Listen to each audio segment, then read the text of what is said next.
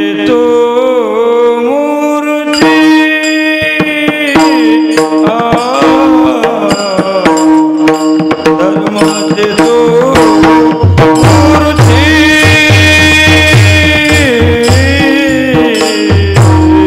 धर्माचे तो मूर्ति धर्माचे तो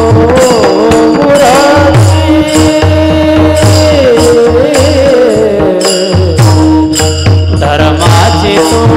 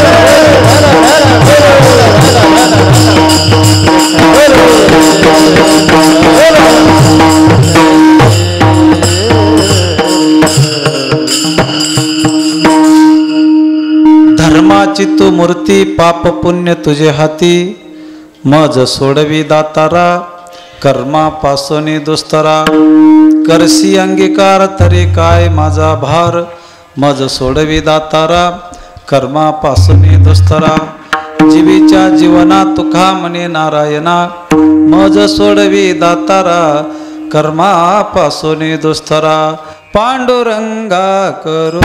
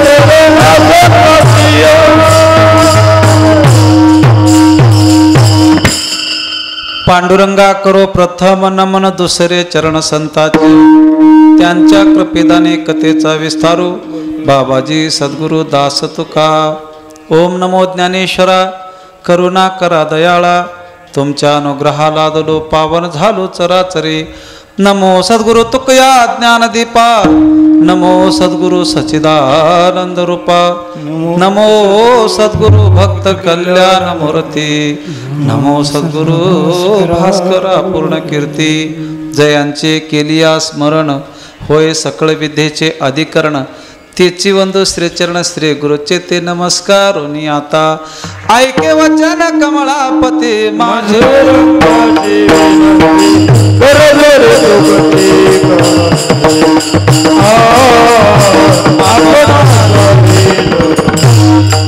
ऐके वचन कमळापती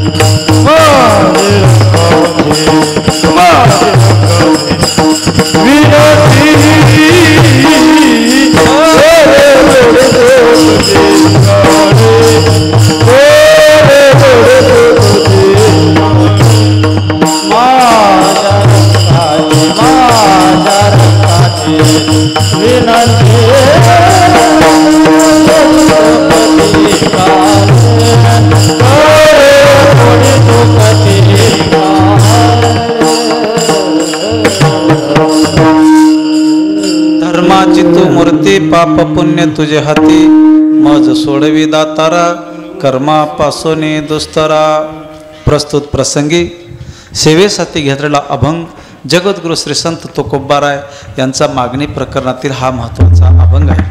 अखंड हरिनाम सप्ताह श्री क्षेत्र बोरगी या गावामध्ये बरंच वर्षापासून चालत आलेला नाम सप्ताह उत्सव त्या सप्त्याच्या निमित्ताने आजची ही कीर्तनाची सेवा सगळ्या गावाल्याच्या आवडीनं समजा की माझ्याकडे दिलं आहे आणि 7 दिवसाचं कीर्तन वेगळं आजचं थोडे बाजूला जाऊन जाते या म्हणजे ना पहिला कीर्तन रूपाचं दुसरा तिसरा ते चौथा पाचवा असं वेगळं वेगळं राहते.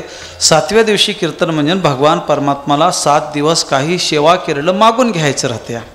म्हणजे आजच्या दिवशी कोणी तनाने सेवा केलं, कोणी धनाने सेवा केलं, कोणी शरीराने सेवा केलं, कोणी अन्नदान करून सेवा केलं, कोणी कसं केलेलं सेवा असते. त्या सेवा जे 7 रोज केलेलं राहते त्या सेवेचं फलप्राप्ती म्हणून भगवान परमात्मापाशी काहीतरी मागायचं राहते. म्हणजे आजची कीर्तनाची सेवा मागणी प्रकरणातील असते म्हणून समजून घ्या.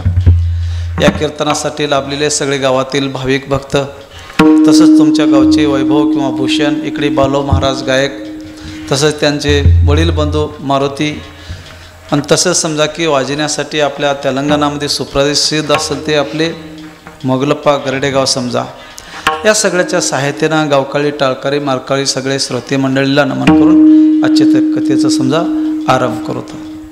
धर्माची तू मूर्ती पाप पुण्य तुझे हाती मज सोडवी दातारा कर्मापासून दुस्तरा. 7 दिवस देवाची सेवा करावून देवापाशी काहीतरी जीवानी मागून घ्यावं. काय मागावं देवापाशी उगा अंदाज आहे काय मागावं. शास्त्राच्या जर भाषेनं बघायला गेलं तर देवाला काहीही जीवानी मागू नये. का मागू नये. आपण मागितलं तर देव देईना.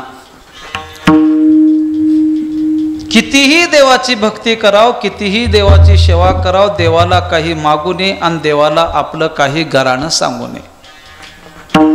का मागणे याचा अर्थ की आम्ही मागितलं तर देव देईना म्हणून मागणे. का सांगणे याचा अर्थ की आम्ही किती रडला किती हसला सगळं देवाला कळते म्हणून देवाला आपलं घराणं सांगू नये. पण तुकाराम महाराज इथं मागत्यात तर याचा अर्थ असा आहे आपण 7 दिवस सेवा केला ना काहीतरी जाता जाता देवाला मागून घ्यावं. काय मागून घ्यावं. तुकाराम महाराज म्हणत्या देवा तुमची मूर्ती धर्माची आहे पाप काय तुमच्या हातात आहे पुण्य का हाय तुमच्या हातात आहे, माझं कुठतर अधर्म झाल तर मज सोडवी दातारा, कर्मापासून दुस्तरा. तुकाराम महाराज असं कोणतं पाप केले असतील म्हणून देवाला पापापासून मुक्त करा म्हणतात? काय पाप केले होते महाराजांनी म्हणून मज सोडवी दातारा, कर्मापासून दुस्तरा म्हणतात? तुम्हाला सांगू, पाप हे करावं लागणार, पाप हे करावं लागणार. पाप हे ऑटोमॅटिक, पुण्य करताना बी पाप होते माणसाच्या हातानं. कुणाच्या शेतामध्ये कोणी गवत पेरणार, धान्यच पेरतय, पण धान्यापेक्षा बी जास्ती आपल्या शेतामध्ये गवत उगवतंय. तसं आपण समजा की पुण्य म्हणूनच करतो, पुण्य म्हणून करत असताना आपल्या हातामध्ये त्या पुण्यानंच पाप घडत जाते. तसं तुकोबा म्हणतात, देवा मी पुण्य करत असताना, चांगलं कर्म करत असताना कुठं जर कर्म झालं, मज सोडवी दातारा, कर्मापासून दुस्तरा. आम्ही धर्म म्हणून करला गोष्ट खरी आहे, आम्ही पुण्य म्हणून करला ही गोष्ट खरी आहे, पण आम्ही केलेल्याच्या त्यामध्ये पुण्य होले की पाप होले की? एखादा तुमच्या आमच्या घरला कोणतं तर भिक्षुक मागतकारी यावं आणि त्यानं काहीतरी सांगून समजा की आमच्यापाशी मागून घ्यावं, आणि आम्ही त्याला समजा की एक घरला आलेला भिक्षुक म्हणून त्याला काही द्यावावं, त्यानं ते घेऊन जाऊन आपल्या लेकरा बाळाला घरादाराला पोचलं तर त्याचं काही आपल्याला दोष लागणार. आमच्या घरला त्यानं भीक मागण्यासाठी आला, आम्ही त्याला काही भिक्षुक म्हणून भिकारी म्हणून दान दिलो, त्यानं ते नीट घेतला आणि जाताळा समजा की दारूच्या दुकानामध्ये जाऊन दारू पिला, म्हणजे आम्ही दिलो धर्म, पण त्याचं झालं काय? कर्म. तसं महाराज म्हणतात, देवा असं माझं कुठं धर्म करता करता जर कर्म झालं तर मला तुम्ही सोडवा. का? तुमची मूर्ती धर्माची हाय, पाप का हाय तुमच्या हातात आहे, पुण्य का हाय तुमच्या हातात आहे. पण माझं जर कुठं चुकलं असेल तर मज सोडवी दातारा, कर्मापासून दुस्तरा. पाप करावं लागणार, पाप होत जाते. पुण्य करताना सहित नकळत माणसाच्या हाताने पाप होते, आणि पाप झालं तर त्या पापाला एका दिवशी माणसाला भोगावं लागते. पाप कधी कोणाला माफ नाही हे एक याद ठेवा. मन म्हणतंय माणसाचं मी पाप केलो, मी पाप केलो. पाप झाल्याच्या नंतर पंढरपूरला गेलो, काशीला गेलो, गंगा स्नान केलो, देवदर्शन केलो, माझं पाप गेलं. शास्त्र असं म्हणतंय, तुका म्हणे पापे न जाते तीर्थाची आई बापे. पाप हे तीर्थाच्या बापाला जायना. जसं जर जात होतं तर सगळे लोक जाऊन गंगामध्ये स्नान करत होते, पापाचं परिहार करून घरला येत होते, मुक्त होत होते, सगळे स्वर्गाला जात होते. असं कधी घडणार? गंगा स्नान केलं ते पुण्य लागतंय, लागणं असं नाही. चंद्रभागाचं स्नान केलं पुण्य लागतंय, लागणं असं नाही. पण केलेलं मात्र पाप प्रत्येकाला भोगावंच लागतंय. एक बारीकीनं सांगू, पंढरपूरला जावा, काशीला जावा, चंद्रभागेमध्ये स्नान केलो, पाप गेलं, पाप निघून गेलं, पण आल्याच्या नंतर पाप करणं का म्हणजे पापाला माफ होतं. या आमचं मन गेलो तिथं आंघोळ केलं की पाप संपलं असं म्हणते, तसं नाही. गेलो पाप संपलं, आल्याच्या नंतर पाप करणं म्हणजे तुमचं पाप माफ आहे. पुन्हा आल्यापर्यंत पाप करा गेलो तर दुगणी समजा की माणसाच्या अंगामध्ये दोष घडत जाते. तसं तुकोबा म्हणतात, देवा धर्म करता करता कुठं जर कर्म झालं तर मज सोडवी दातारा, कर्मापासून दुस्तरा. मी तुम्हाला सांगू कळायचं नाही. एका ठिकाणी एक भिक्षुक समजा की भीक मागत होता. 1-2 पैसा द्यावं धर्माला, आशीर्वाद लागल तुमच्या लेकरा बाळाला. 1-2 पैसा द्यावं धर्माला. भिकारी भीक मागत होता, गल्ली वाटे फिरत होता, पण कोणीही त्यांना समजा की दान धर्म करणार गेले. एक श्रीमंत माणूस होता, 2-3 मंजिल बिल्डिंगवर बसलेला होता. त्यांना असं वाटलं की खूप वेळा हा समजा की काय करत आहे, समजा पैसे द्या, काहीतरी द्या, काहीतरी द्या म्हणून त्यानं मागत आहे. मागत असताना समजा कोणीही गल्लीवाटी फिरला तर देना गेले असं समजा की त्या 2 मंजिल बिल्डिंगवर बसल त्या श्रीमंताला वाटलं. एकदा फिरत गेला कोणी दिले नाही, दुसऱ्यांदा गेला कोणी दिलं नाही, तिसरी वेळा गेला कोणी दिलं नाही. त्या श्रीमंताला असं वाटलं की ह्याला भूक लागली वाटते, काहीतरी आपण दान देऊ. ओ भिकारी थोडे इकडे या. 2-3 मंजिल बिल्डिंगवर बसून तो श्रीमंत खिडकीतनं बोलवतो भिकाऱ्याला, बाबा ओ तू 2-3 वेळा फिरलास, तुला कोणी दिलं नाही, हे बघ मी काही तुला पैसे देतो, ते पैसे घेऊन जा आणि खा पोटभर. त्या श्रीमंत माणसानं समजा की त्या खिडकीतनं पैसे टाकत होता. हा भिकारी खाली हात पसरलेला होता. 10-10 रुपयाचे काही शिक्के होते म्हण. तो शिक्के 4-5 शिक्के टाकत असताना 1, 2, 3 शिक्के हातामध्ये पडले. 2 शिक्के समजा की ते शिक्क्याचे नाणे दोन्ही डोळ्यावर पडले. हातामध्ये पडल ते धर्म झालं आणि डोळ्यावर पडल ते काय झालं? कर्म झालं. डोळ्यावर पडलं, डोळ्याला मार लागलं, कर्म झालं. तसं महाराज म्हणतात, देवा मी धर्म करत असताना माझं जर कुठं चुकलं तर मज सोडवी दातारा कर्मापासून दुस्तरा. एक बारीकी नाही का? देवाची मूर्ती धर्माची हाय, देवाच्या हातामध्ये पाप आणि पुण्य हाय. देवाची मूर्ती धर्माची आहे, देवाच्या हातामध्ये पाप आणि पुण्य आहे. देव जर आमच्या पापाला माफ करत म्हणलं तर देवाने माफ करू शकतो, हे शक्ती देवाची आहे. पण एक सांगू तुम्हाला, कर्म हे कुणालाही चुकू शकणार नाही. देवाच्या हातामध्ये पाप माफ करायचं हाय आम्हाला कळालं, पण देवाच्या बापाच्या हातानं समजा की चुकून एकदा पाप झालं होतं. पुत्र कामिष्टी यज्ञ करते वेळेस कोणत्या तरी पशु प्राण्याला मारावं असं म्हणलेलं होतं. कोणचं तर हरण पशु आहे म्हणून दशरथ राजाने बाण सोडले. श्रावण बाळाला बाण लागलं, त्याच्या आई वडिलांना शाप दिले. त्याच्यानंतर पुत्र कामिष्टी यज्ञ केले. यज्ञामध्ये समजा की यज्ञदेवता प्रसन्न झाले, भगवान रामचंद्र प्रभूचा जन्म झाला. आम्हाला एवढंच घ्यायचं आहे, दशरथ राजाच्या हाताने पाप झालं तर श्रावणाच्या आई बापाने त्यांना शाप दिले. मग देव त्यांच्या पोटाला जन्माला आले. देव त्यांच्या पोटाला जन्माला आले. पाप जर माफ करायचं देवाच्याच हातात आहे तर बापाचं पाप माफ काय केले नाही तुझा अंदाजा? बापाच्या हातानं पाप झालं, देवाच्या हातामध्ये पाप माफ करायचं आहे. मग बापाच्या पापाला समजा की भगवान प्रभू का माफ केले नाही तर ह्याचं उत्तर असं आहे. तुम्हाला सांगू का? आम्हाला असं कळते, देवाच्या हातामध्ये पाप पुण्यच हाय म्हणतात तुकाराम, तर बापाच्या पापाला माफ केलं नाही तर देवाच्या हातामध्ये पाप माफ करायचं खातं नाही. राहत होतं तर माफ करतो ते. ह्याचं उत्तर असं आहे, देवाच्या हातामध्ये पाप माफ करायचं खातं होतं, पण कर्म हे कोणाला चुकू शकणार नाही. कर्मे दशरथ वियोगा मेला, कर्मे दशरथ वियोगा, कर्मे श्रीराम, कर्मे वनवास गेला, कर्मे रावण जय पावला, कर्मे रावण जय पावला, वियोग घडला सीता दे, सीता दे, वियोग घडला सीता दे, सीता दे, हरे सतया हरे सतया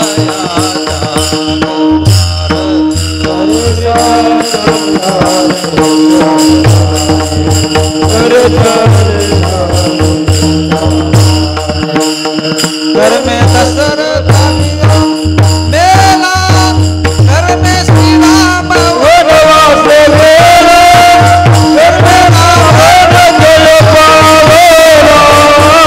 रावण जय पावला, वियोग घडला सीता देवी,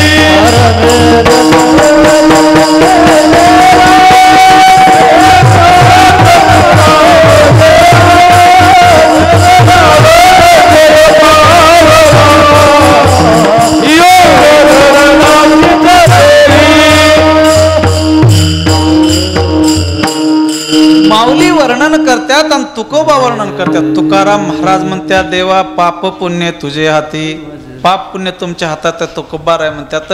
माऊली म्हणतात, कर्मे दशरथा वियोगा मेला, कर्मे श्रीराम वनवासा गेला, कर्मे रावण छे पावला, वियोग घडला सीता देवी. त्या अभंगामध्ये 22 लोकांचं दृष्टांत आहे, 22 लोकांचं दृष्टांत आहे. आम्हाला एवढं घ्यायचं आहे, पाप पुण्य देवाच्या हातामध्ये आहे. तर देवाने समजा की बापाच्या पापाला माफ करायचे होते, देवाने स्वतःच्या पापाला माफ करायचे होते, पण देवाने माफ केलं नाही. तर का माफ केलं नाही? तर ह्याचा अर्थ एवढंच आहे, ह्याचा अर्थ एवढंच आहे, स्वतःचं पाप जर स्वतः भोगलो तर लोकांचं पाप माफ करायची कॅपॅसिटी आपल्यापाशी राहते आहे, म्हणून स्वतःच्या पापाला देवाने भोगलेले होते समजून घ्या. बापाचं पाप माफ करा म्हणलं तर रामापाशी शक्ती होती, पण स्वतःचं पाप जर स्वतः भोगलो तर लोकांच्या पापाला माफ करायची ताकद प्राप्ती होती. एक गोष्ट. आणि दुसरी गोष्ट काय आहे, आपल्या हातामध्ये पाप माफ करायचं खाता आहे, म्हणून स्वतः जर माफ करून जर पापाला माफ केलो तर माझी मूर्ती धर्माची कोणी म्हणू शकणार नाही. स्वतःचं जर पाप जर मीच भोगलो, माझ्या बापाचं पाप समजा की बाप भोगले, तरच जग मला समजा की काय म्हणल, धर्माची तू मूर्ती. तुकोबाराला कोणी म्हणले असतील, देवा तुमचं पापाला तुम्ही माफ करा, तुमच्या बापाला माफ करा, सीतेच्या काही कर्माला माफ करा. पण परमात्मा म्हणतात तर स्वतःच्या हातामध्ये ते खाता आहे म्हणलं तर ते आपण माफ करायचं नाही. तुकोबा म्हणतात देवाने का माफ केले नाहीत, ह्याचं उत्तर एवढंच आहे की देवाची मूर्ती धर्माची हाय. अभंगाच्या पहिल्या चरणात धर्माची तो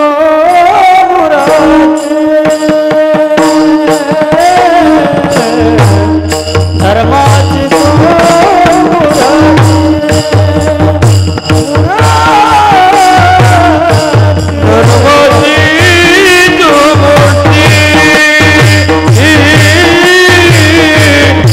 धर्माची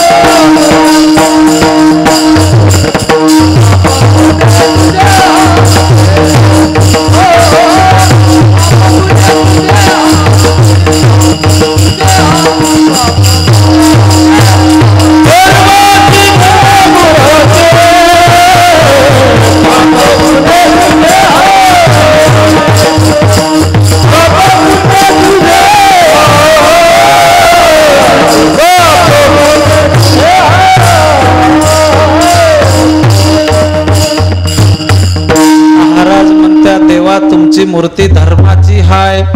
पाप काय तुमच्या हातात आहे, पुण्य काय तुमच्या हातात आहे. माझं जर कुठं चुकलं तर मज सोडवी दातारा, कर्मापासून दुसरा. तुम्हाला एक सांगू का, देव खरखर कुणावर अन्याय करत असेल का? देव कधी कुणावर अन्याय करणार? आम्ही देवावर अन्याय करतो म्हणून समजा की काही तर घडलं की देव अन्याय केले असं वाटतंय आमच्यावर. देव कधी कुणाला, तुम्हाला हो दे मला हो दे कुणाला हो दे, भगवान परमात्मा कधीही कुणावर कधीही अन्याय करू शकणार नाही.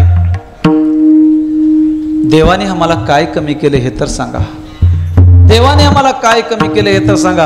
आम्ही देवासाठी काय केलं हे तर सांगा. एवढं मोठं अमूल्य नरदे भगवान परमात्मा आम्हा तुम्हाला दान म्हणून देऊन टाकू. एक काम करा, तुम्ही उद्या काय करा, दोन्ही डोळे बांधा. दोन्ही डोळे बांधून उद्याचं दिवसभर तुमचा व्यवहार करून बघा किती त्रास होते तुम्हाला. डोळ्याची किंमत काय होते, शरीराची किंमत काय होते, हार्टची किंमत काय होते, किडनीची किंमत काय होते, ह्या हातापायाची किंमत काय होते. आम्हाला काहीही त्याची किंमत वाटू शकणार नाही.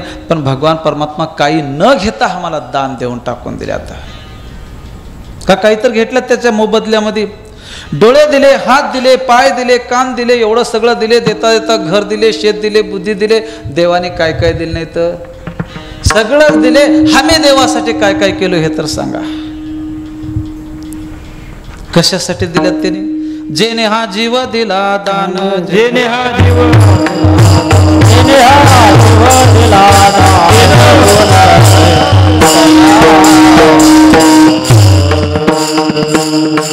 देवाने एवढं सगळं अमूल्य आम्हाला दिलं. आम्ही देवासाठी काय केलं? आम्ही देवासाठी काहीही केलो नाही.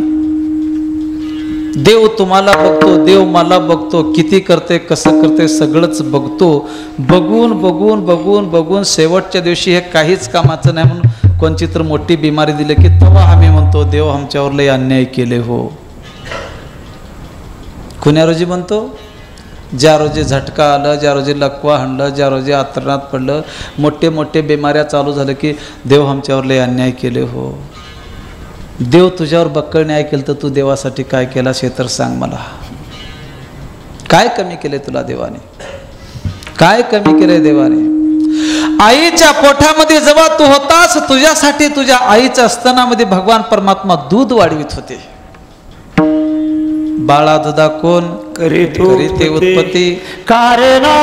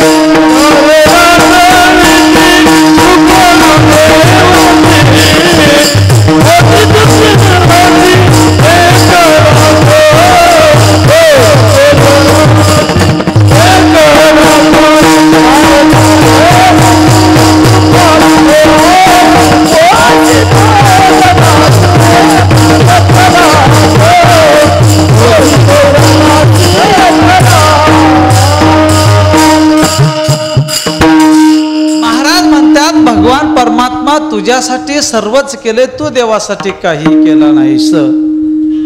ज्या दिवशी देवाने बघून बघून आपल्यावर कोणतं तरी अपेष्टा घातलं त्या रोजी आम्ही म्हणतो देव आमच्यावर मोठं अन्याय केलं. देव कधीही कुणावर अन्याय करणार नाही आणि केला बी नाही आणि करणार बी नाही. देवाची मूर्ती धर्माची हाय, देवापाशी धर्म हाय. एकच देवाचं नेम आहे, ज्याचं कर्म आहे भगवान परमात्मा स्वतःचं कर्म स्वतः भोगतो. बापाच्या कर्माला स्वतः भोगायला होतो. आमच्या तुमच्या कर्माला माफ कसं करतो हो गा अंदाजा? करतो. स्वतःच भगवान परमात्मा कर्म भोगल्या तर आमच्या तुमच्या कर्माला देव माफ करतो. पण आम्ही तेवढं इमानदारीने देवाची सेवा करावं लागते. नशिबामध्ये लिवलते कधी चुकना, लिवलते कधी चुकना. एखाद्या टायमाला आम्ही चांगलं कर्म करून देवाच्या जर पाया पडलो, आपलं हे कपाळ जर देवाच्या चरणावर ठेवलो, त्याला जर दया आली, हरी कृपे त्याचा नाश झाला, भोग प्रारब्धाचा हरी कृपे त्याचा नाश झाला. भगवान परमात्माची मूर्ती धर्माची आहे, पाप का आहे देवाच्या हातात आहे, पुण्य का आहे देवाच्या हातात आहे. म्हणून देवा माझं कुठं चुकलं तर मज सोडवी दातारा, कर्मापासून दुस्तरा. तुम्हाला आठवण देतो, विठ्ठल विठ्ठल भजन घेतो, ऐकून घ्या. रामाच्या पत्नीला सीतेला समजा की रावण हरण करून घेऊन गेले. सीतेच्या शुद्धीसाठी मारुतराया गेले. शुद्धी करते राम लक्ष्मण दोघं वनवासामध्ये फिरत होते. तिकडे इकडे फिरत असताना पंप सरोवराच्या ठिकाणी नळनीळ अंग सुग्रीव जांबवंत 5 लोक बसलेले होते. सुग्रीव म्हणले रामाने ओल्यात कोण आहेत बघ, तू कुठले आहेत, आम्हाला माराय ओल्यात का, वाली पाठवून दिले का पहा. मारुतराय गेले, कोण आहो तुम्ही, मी राम आहो, तुम्ही लक्ष्मण, कुठं चाललो, सीतेचं हरण झाले, सीतेच्या शुद्धीसाठी चाललो. कोण कोण आहो, आम्ही दोघंच आहो, आमचे राजे इथं आहेत, तर सुग्रीव तुम्हाला या म्हणल्यात चला. सुग्रीवाची रामाची मारुतरायाने भेट करून दिली. तुम्ही इथं का आला, त्याने सांगितले माझ्या पत्नीला समजा की वालीच्या सुग्रीवाच्या पत्नीला वालीनं हरण केलेले होते, ठेवून घेतलेले होते. तुमच्या पत्नीला समजा की रावण हरण करून घेऊन गेला. तुम्ही दोघांची कथा सुदबूत तेवढीच आहे, कमी जास्ती. तुमच्यापाशी किती लोक आहेत, आम्ही दोघंच आहोत. तुमच्यापाशी किती आहेत, आम्ही 5 जणच आहोत. पण आमच्या मागे एक काम केलं तर खूप सैन्य आहे. आमचा दादा वाली आहे, वालीला जर तुम्ही मारून टाकून दिलो, 18 पद्म वानर, 56 कोटी गोलांगुल, 72 कोटी रीस आमची सैन्य आहे, पण त्यानं मरावं लागतं. या देव म्हणतात मन वालीला, देवा तुम्हाला एक सांगू, माझ्या दादाने माझ्या पत्नीला हरण करून ठेवून घेतलेले आहेत, तर स्वतःच्या पत्नीने त्यांनी व्यभिचार कर्म करायला सुरुवात केलं, तर त्याकरता तुम्ही वालीला मारून टाकून द्यावा, तुमच्या सीतेचे शुद्धी करायचं आमच्याकडं आलं. देव म्हणतात मी वालीला कसं मारू, वालीला कसं मारू म्हणतो, तुमच्या सीतेची शुद्धी लागू शकणारच नाही. तुम्ही जर वालीला मारून टाकून दिलो तर तुमची सीता तुमच्यापर्यंत जर पोहोचण्याच्या अगोदर मी माझ्या घरचं तोंड बघावं, तर मात्र गमनाचं पाप लगाव वचन घेतले. मारुती म्हणतात देवा बघा, जर तुम्ही वालीला मारलो तर समजा की सीता तुमच्या घरापर्यंत पाठवतो म्हणल्यात, आणतो म्हणल्यात एकमेका. पण भगवान म्हणतात वाली माझं काही वाटोळं केलं नाही, मी कसं मारू, वाटोळं केलं नाही कसं मारू म्हणता, तर तुमची पत्नी तुमच्यापर्यंत येऊ शकणारच नाही. लोक म्हणतात रामा तुमची धर्माची मूर्ती हाय, पण मी कर्म कसं करू. भगवान म्हणतात माझी मूर्ती धर्माची आहे, पण कर्म कसं करू. बाकीचे लोक म्हणतात पाप पुण्य तुमच्या हातात आहे, कर्म केल्यानं तुम्हाला का भीती आहे हो. गंमत आहे बरं, पाप आणि पुण्य तुमच्या हातात आहे, कर्म करायला तुम्हाला का भीती आहे. कर्म करायला भीती नाही, पण लोक माझी मूर्ती धर्माची म्हणल्यात, अधर्म मी कसं करू.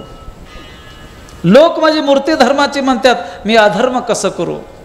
मग अधर्म कसं करू म्हणता, तर तुमची सीता तुमच्यापर्यंत येणार, तुमचं तुम्ही कसं बी करून घ्या. लक्ष्मण म्हणतात दादा धर्म की कर्म की आता भोगा येईल, पण उगं हो म्हणायचं म्हणा. लक्ष्मणाने हो म्हणले, रामाने हो म्हणले. पुढे समजा की सगळ्याला कथा माहीतच आहे. वालीचं सुग्रीवाचं दोघांचं युद्ध चालत होतं. भगवान झाडाच्या आड थांबले, बाण मारले, बाण गेलं वालीच्या छातीमध्ये लागलं. वाली भोईला पडला, वाली भोईला पडला, वाली मेला, वाली मेला. वालीला रामाचं बाण लागलं, बाण लागलं, बाण लागलं. तिकडले इकडले वानर आले, तारा त्यांची पत्नी ही आली. वाली मेला, वाली मेला, वाली मेला. रामचंद्र प्रभूला बी थोडे अवघड वाटलं. वाली काही माझं वाटोळं केला नव्हता, परंतु मी विनाकारण माझ्या स्वार्थासाठी मी वालीला मारलो. भगवान परमात्मा बी तिथं त्या ठिकाणी आले.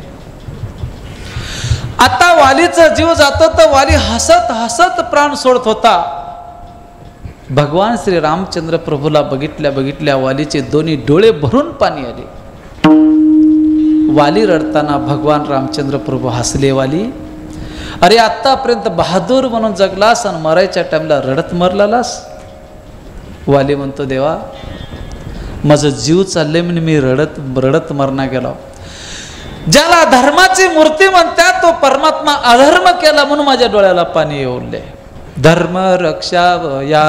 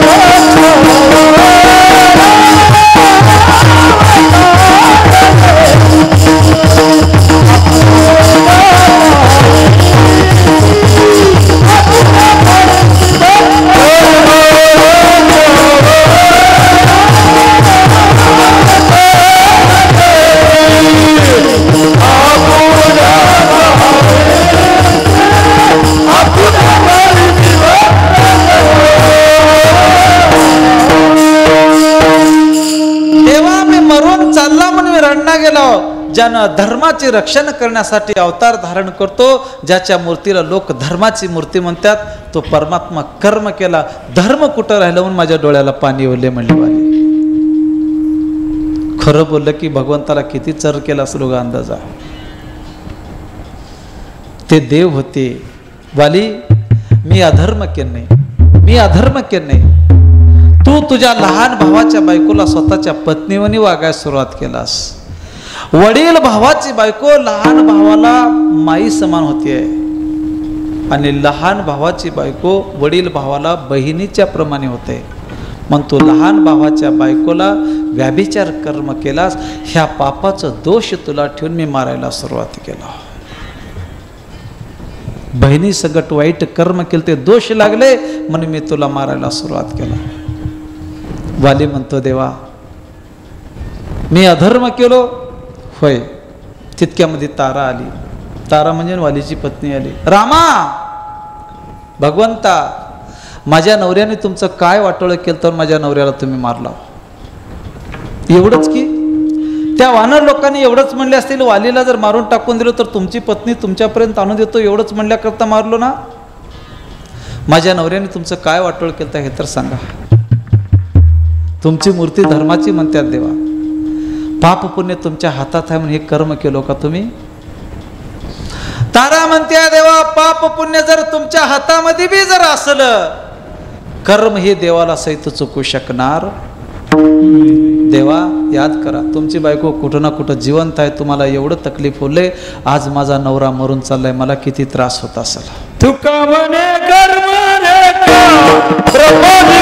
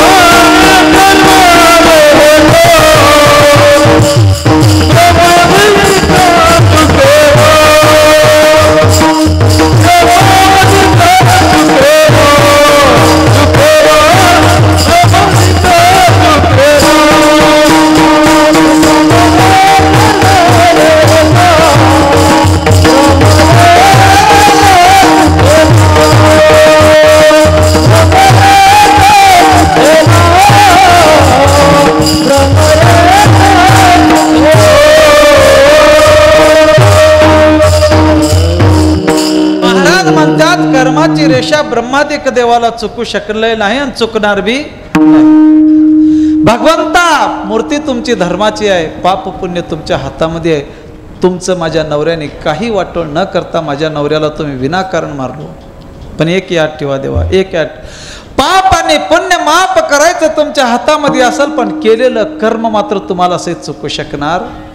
तुमची बायको कुठंतरी जिवंत आहे, आज माझा नवरा मरून चाललाय.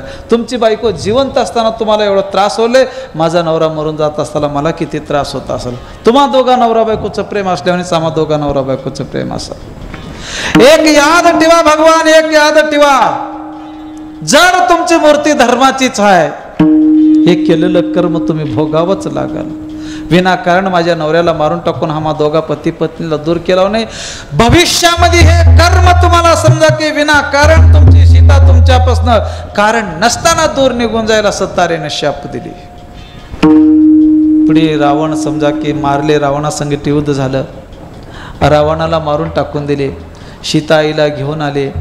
राज्याभिषेक करत असताना लव आणि कुश आईच्या उदरामध्ये असताना विनाकारणाने समजा की रामाची सीता रामापासून दूर गेली, दूर गेली. ह्याचं एकच कारण की कर्म हे कोणाला चुकू शकणार नाही. वाली म्हणतो भगवान परमात्मा मला माफ करा. देव म्हणतात वाली तुझ्या हाताने कर्म झाले म्हणून तुला हे केलं. देवा एक काम करा, देवा एक काम करा, तुमची मूर्ती धर्माची आहे, पाप पुण्य तुमच्या हातामध्ये आहे, तुम्ही विनाकारण मला मारला हे मोठं तुमचं चुका आहे. कोण म्हणते? वाली म्हणतात. तुमची सीता आणतो म्हणल्या करताच तुम्ही मला मारला की. देवा एक याद ठेवा, अरे हे वानर जमतील कवा, रावणासंगत युद्ध खेळतील कवा, त्याला मारतील तारतील, हे सगळं करायला लई उशीर आहे. मी एक चिठ्ठी जर लिहून रावणाच्या घरला पाठील तर तुमची सीता पालखीमध्ये बसून रावण पाठवून देते. माझं नाव वाली आहे आणि मी त्या रावणाला समजा की धरून आणून माझं पोरगा अंगत जन्मलतो, पाळण्यावर खेळणा म्हणून 6 महिने बांधलतो. मी सपनामध्ये गेल तर रावण लगवी करून घेतो. देव म्हणले तुला आता उठीव का म्हणले. देवा थोडी याद करा, तुमची मूर्ती धर्माची आहे, कर्म तुम्ही कसं करला हो. मी उठीतो नाही देवा, तुमचं कर्म तुम्ही भोगा, पण माझं चुकलंय म्हणलं नाही. अभंगाच्या दुसऱ्या चरणात म्हणतात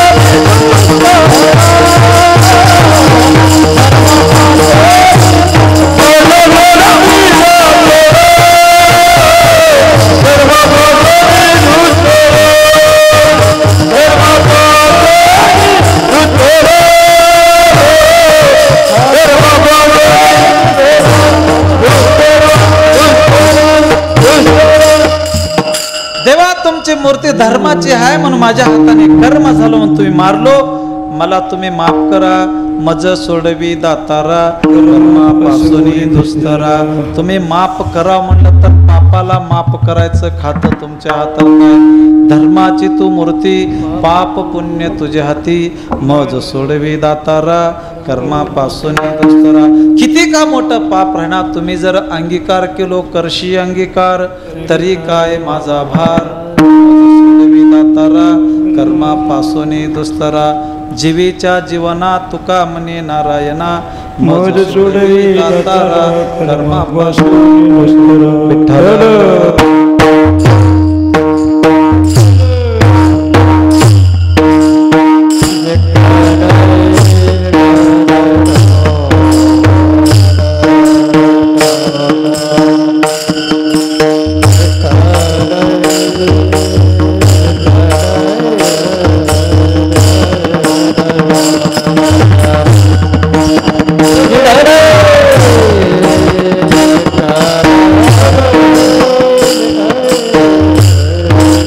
महाराज म्हणत्या देवा तुमची मूर्ती धर्माची आहे, पाप पुण्य तुमच्या हातामध्ये आहे. मज कुठं चुकलं तर मज सोडवी दातारा कर्मापासून दुस्तरा. देवाची मूर्ती धर्माची का म्हणतात त्याच्या मागे थोडी व्याख्या आहे. पाप आणि पुण्य देवाचं माफ करायचं देवाच्या हातामध्ये आहे. पाप आणि पुण्य माफ करायचं देवाच्या हातामध्ये आहे. पण देव समजा की लोकांचं पाप माफ करतात, आपल्या हाताने कोणचं कर्म झालं तर स्वतः भोगतात. म्हणून त्या देवाला काय म्हणलं धर्माची तू. किती लोकांचं पाप माफ केले देवाने. वाल्मिक ऋषीची कथा सगळ्यालाच माहित आहे. एक एक ब्राह्मण मारून एक एक खडा टाकलं तर 7 रांजणं त्या वाल्मिकाचे समजा की पापाचे खड्याने भरलेले होते.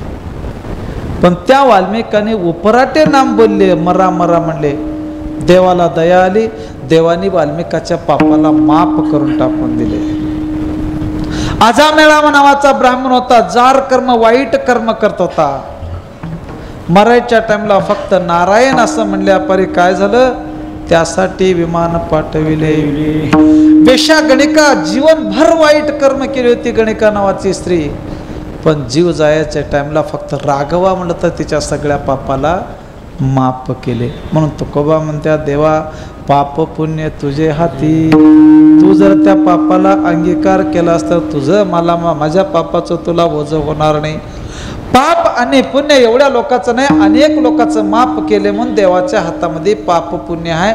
देवाच्या मनाला आलं तर पापाला माफ करतात. म्हणून तुकोबा म्हणतात मज सोडवी दातारा कर्मापासून दुसरा. पण स्वतःचं कर्म भगवान परमात्मा स्वतः भोगतात म्हणून देवाची मूर्ती धर्माची आहे. 1 मिनिटामध्ये सांगतो ऐका. एकदा वैकुंठामध्ये नारदानी गेले होते. भगवान विष्णू नारदाला म्हणतात नारदा बरंच आमच्या भक्तांचं लग्न झालं, तुझं बी व्हावं असं मला वाटतं या. नारद म्हणले देवा ते भानगड आम्हाला बोलायचं नाही, त्याचं नाव घ्यायचं नाही म्हणले. देव म्हणतात बघा माझी इच्छा आहे. नाही नाही नाही ते गोष्टच बोलायचं नाही म्हणले. मी खरं सांगू देवाची कृपा तुमच्यावर आणि आमच्यावर आहे म्हणून आमची बुद्धी चांगली आहे. देवाची थोडी अवकृपा झाली की आमची बुद्धी बदलून जाते म्हणून समजून घ्या. तुकोबा म्हणतात दुर्बुद्धीते मना कदा न उपजे नारायण. देव म्हणतात बघा, नारद म्हणतात देवा हे आम्हाला काही नको, बरंच लोक त्याच्यामध्ये फसल्यात, आम्ही फसणार नाही म्हणले. मी खरं सांगू का ब्रह्मचारी राहून वाईट कर्म घडायचं असलं तर ग्रस्ताश्रम स्वीकार केलेले चांगलं राहते. म्हणून माझं मन म्हणते नारदा उगत तुम्ही कुठतर फसचाल करचाल लग्न करून घ्या. देवा बरंच लोक फसले, आम्ही फसणार त्याच्यामध्ये. ठीक आहे जावा. नारद देवाचं दर्शन घेतले, निघून जायला सुरुवात केले. देव आहे ते. देवाने काय केले, नारद ज्या वाटवाटे जात होते त्या वाटवाटे एक मायाची नगरी तयार केली. मायावी नगरी म्हणजे उग आपल्या शक्तीने एक नगर गाव रचिले आणि त्या गावामध्ये एक राजाची निर्मिती केली आणि त्या गावामध्ये प्रजा निर्मिती केले म्हणजे मायाने. नारद त्या वाटवाट जात होते, त्या गावामध्ये बँडबाजा तुदुंबरी पुंगी वाजत होतं. गाव सुशोभित सजविलेलं होतं. गावामध्ये एकदम मंगळतुरे वाजत होते. नारद म्हणले काय हो गावामध्ये लय आनंद दिसते, कशासाठी? त्याने म्हणले आमच्या राजाच्या मुलीचं लग्न आहे. कुणाला दिल्यात? कोणालाही दिलं नाही. तर मुलगी खूप सुंदर आहे आणि असं नियम आहे सगळ्या नवरदेवाला समजा की आमंत्रण दिल्यात, सगळे नवरदेव आज येणार आहेत आणि लाईनला थांबतात. कोण त्या मुलीला पसंत झालं त्यांच्या गळामध्ये हा मुलगी माळ घालणार आहे. नारद म्हणलं एवढी कसं चांगली ते नवरी असेल बघूत म्हणला. नारद आता महाराज होते गेले, कोण आहे फलाण्याचे आहे, चला राजाच्या घरला गेले. हे सगळं मायाने विष्णू परमात्मा तयार केलं होतं खेळ. राजा नारद आल्यात, या महात्मा नारदाची पूजा केले. कस काय ना झालं, असं तुमच्या लेकीचं लग्न आहे ऐकलो त्याच्यासाठी आलो.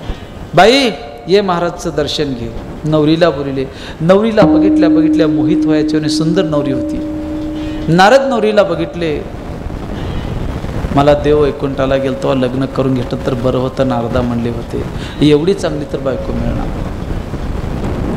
अचानक हिच्या संगत माझं लग्न होलं तर बरं होतं. नारदाच्या मनामध्ये म्हणलं गोष्ट, पण मी महाराज माणूस आहो, एवढी चांगली मला कसं पसंत करते. मग काय करावं, आपण आणि त्या देवापाशी जाऊ. इथं काय नेम आहे, सगळ्यात सुंदर कोण आहे त्यांच्या संगत ही नवरी लग्न करून घेणारी आहे. मग आपण जाऊ विष्णू परमात्मा. सगळ्या देवामध्ये भगवान परमात्मा सुंदर आहे. सुंदर ते सगळ्या स्त्रियामध्ये लक्ष्मी सुंदर आहे, पण लक्ष्मीपेक्षा बी 100 पटीनं भगवान विष्णू सुंदर आहेत म्हणून लक्ष्मी ऐशी दयाची दाशी म्हणतात. मग नारदांनी विचार केला, तिथं काय बोलला चालला गेला विष्णू परमात्मापाशी. देव म्हणले का आलो हो. देवा जाता जाता विचार केलो. काय विचार केलो, तुम्ही म्हणला तुमचं मन कसं मोडावं म्हणून असं माझं मन म्हणले. वाटामध्ये एक नवरी आहे असं असं ठरल्या, तर तुमच्या जर मनावर आलं तर समजा की तुमच्या मनाने माझं बी काम होते, तुमचं बी काम होते. देवाने म्हणले काय पाहिजे तुम्हाला. काय नाही, सगळ्यात सुंदर तुम्ही आहो, तुमचं मुंडकं मला द्या, माझं मुंडकं तुम्ही घ्या. ठीक आहे बाबा, तुझी इच्छा असेल तर मी कशाला नको म्हणून देवाने स्वतःचं मुंडकं समजा की दिलो. जा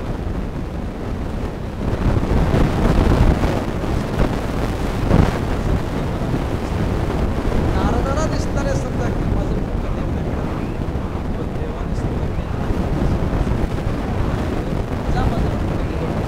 आनंदाच्या भरामध्ये लग्न व्हायचं असं बिना माळ सगळे नवरदेवाची लाईन लागत ती. त्या नवरदेवाच्या लाईनमध्ये हे बी जाऊन थांबलं. नवरदेवाच्या लाईनमध्ये जाऊन थांबल्यापर्यंत ते नवरी हातामध्ये माळ घेऊन येऊ लागते. प्रत्येकाच्या तोंडाला बघावं तिनं पुढे जावं, प्रत्येकाच्या तोंडाला बघावं पुढे जावं, प्रत्येकाच्या तोंडाला बघावं पुढे जावं. ह्यांची बारी आली, ह्यांच्या तोंडाकडे बघणावूनच तिनं पुढे गेली. त्याला वाटलं मला पसंत करून ठेवली असेल की नाही. माणसाचं समाधानी राहते, पसंत करून ठेवली काय की वाटलं. एकाच्या गळ्यात जाऊन पुढे तिनं माळ घातली. एकाच्या गळ्यामध्ये माळ घातल्यापरी नारदाने त्या नवरीला म्हणले सगळ्यात सुंदर मी आहो, देवाचं रूप घेऊन आलो, तू त्याच्या गळ्यात माळ कसं घालतेस. तिनं म्हणली पहिले आयण्यामध्ये तुझं तोंड बघ, नंतर मला म्हण म्हणते. त्या नारदाने आयण्यामध्ये तोंड बघायला गेलं तर देवाने स्वतःचं रूप तर दिले नव्हते, पण नारदाच्याच तोंडाला काळं लावून पाठवून दिले. नारदाला वाईट वाटलं. नग म्हणतो तो ते बी जमना गेलं, करून घेतो म्हणजे हे बी जमना गेलं, ते बी गेलं, हे बी गेलं. नारद रडले, देवा तुम्ही भगवान आहो ही गोष्ट मला माहीत आहे. माझं मन लग्न करून घ्यावं म्हणलं होतं, पण तुम्ही माझं समजा की वियोग केलो, विनाकारण माझं छळ केलो, मला दुःख दिलो. ह्या पापाने तुम्हाला समजा की भविष्यामध्ये तुम्ही कोणतं तर अवतार धरल्यापर्यंत मी जसं आज बायको म्हणून रडला लाव, तसं तुम्ही बी बायको म्हणून रडच्या मग शाप दिले. ते विष्णू परमात्माने केलेलं कर्म समजा की राम अवतारामध्ये सीतेसाठी भगवंताला रडावं लागलं. देवाला माफ करून घ्यावं म्हणलं तर माफ करायचं खातं होतं, पण देवाने स्वतःचं कर्म भोगले म्हणून तुकोबा म्हणतात तुमची काय आहे मूर्ती धर्माची आहे. विठ्ठला विठ्ठल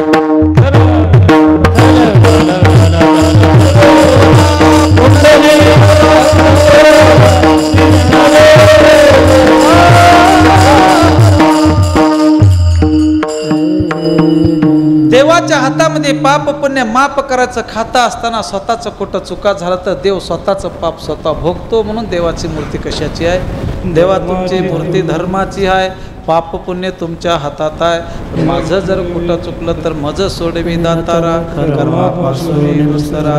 मी तुम्हाला एक सांगू, मी महाराज राहू दे, तुम्ही संसारिक राहू दे, आणि कोणी बी राहू दे, कर्म ही कधीही कुणाला चुकणार नाही. फक्त कर्म चुकाव तर देवाची कृपा झालं तरच कर्म चुकतंय, नाही तर चुकू शकणार नाही. मी खरं सांगू, माणूस पाप करणे पाप झाल्याच्या नंतर भोगाय आल्यापरी समजा की त्यावेळेला आठवण करत बसू नये. अरे आमचं काय वागणं आहे. आम्ही भजन करताव, आम्ही कीर्तन करताव, आम्ही वारी करताव, आम्ही यात्रा करताव. काय आचरण आमचं आहे. बोललं तर खरं बोलणाव, चलल तर खरं चलणाव, वागल तर खरं वागणाव. देव आम्हाला माफ कसं करेल विचार करा. चांगलं केलं तर चांगलं व्हायचं दुर्लभ आहे. वाईट वागलं तर खरं चांगलं होईल का. मी निंदा म्हणून करणार, मी तुमच्यापेक्षा लहान आहो. मी खरं सांगू, सगळ्या तीर्थाचं तीर्थ म्हणजे प्रत्येकाची आई आणि वडील आहेत. सगळ्या तीर्थाचं तीर्थ म्हणजे आई आणि वडील आहेत. तुम्ही देवाची पूजा कमी करा, पण मायबापाची सेवा करा.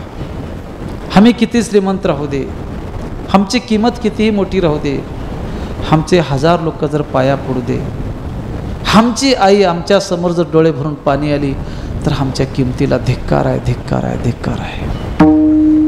आम्ही कितीही मोठेपणाचे राहू दे, आम्ही जिवंत राहायचे कोणा आपल्या आई वडिलाच्या डोळ्यात जर पाणी आलं तर आमच्या जन्माचं सार्थक नाही, निष्फळ आहे म्हणून समजून घ्या. विठ्ठल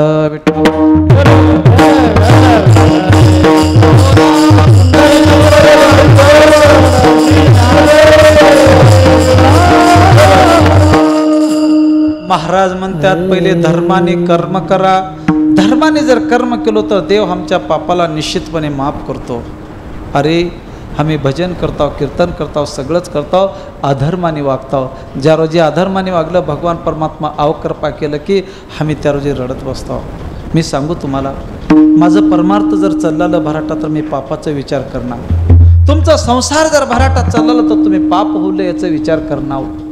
पुण्यामध्ये विचार करता, माझं परमार्थ बसलं त्या दिवशी म्हणतो देवा माझी खूप रती होती, मला खूप लोक मानत होते, काय झालं असेल माझं. एखादा माणूस श्रीमंत असेल ते गरीब झाला.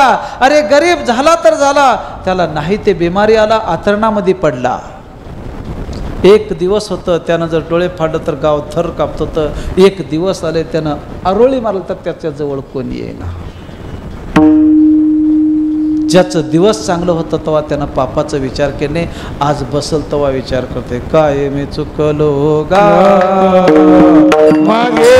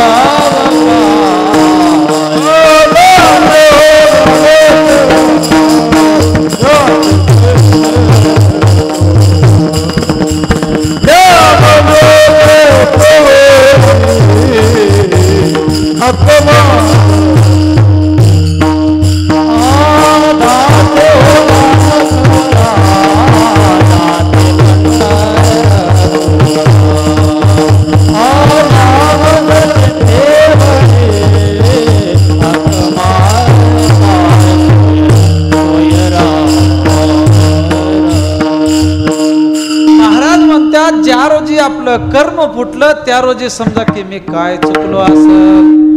पतंगाचं जसं किडा समजा की पतंगाचं किडा दिव्यावर झडप घातलं तर मरतो म्हणून त्याला माहीत राहते, तरी सुद्धा पतंगाचं किडा समजा की त्या दिव्यावर झडप घालते, दिवा ही जीवित आणि स्वतः मरून जाते. तसं लोकांचं वाटोळ केलो, आज मी भोगायला सुरुवात केलो. मज नेनवेची नकळेची पाप पुण्य येते आठवण. अरे बाबा, ज्या दिवशी तू बहिला पडलास त्या रोजी ही आठवण केलं तर तुला काही फायदा नाही. येणे सोसे म्हणा झाली हाव भरी परत महागारी येत नाही. कर्मच माणूस करायच्याला करणे.